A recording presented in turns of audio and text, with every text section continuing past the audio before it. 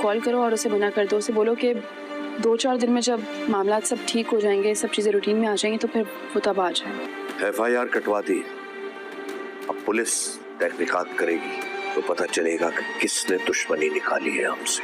अगर किसी तरीके से भी फरीद और हमजा घर पर ना हो तो मैं किसी तरह भी इस मामले को संभाल लूंगी। कह रहा था कल लेने आएगा, तैयार रहना।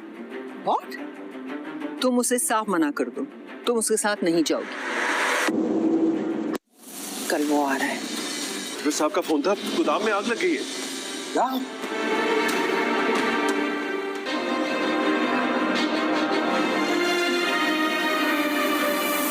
तो ये फासले भी तो तुम्हारी वजह से ही आए, खत्म कर दो।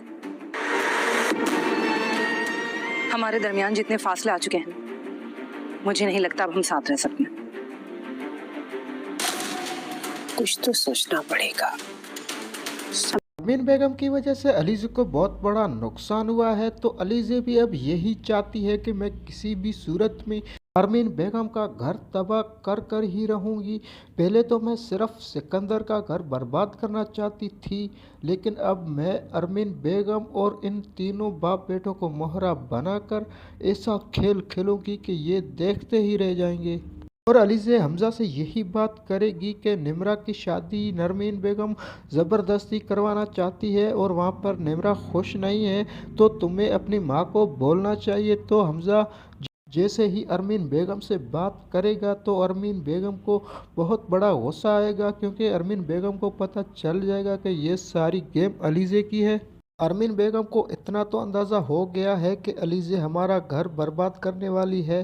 अरमीन बेगम अलीज़े के पास आकर यही बात करेगी कि तुम बहुत बड़ा खेल खेल रही हो, लेकिन तुम ये बात भूल रही हो कि मैंने तुम्हारे साथ क्या किया था। सामने से अलीज़े जवाब देगी कि तुमने जो करना था वो कर दिया, अब जो मैं करूँगी वो तुम देखना।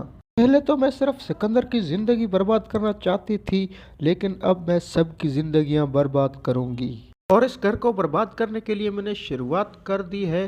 तीनों बाप बेटों को आमने सामने खड़ा कर दिया है और तीनों बाप बेटे अब मोहरे की तरह इस्तेमाल हो रहे हैं और इन तीनों को पता भी नहीं। तो सामने से अरमीन बेगम यही जवाब देगी कि मैं ये खेल तुम्हें कभी भी खेलने नहीं दूंगी।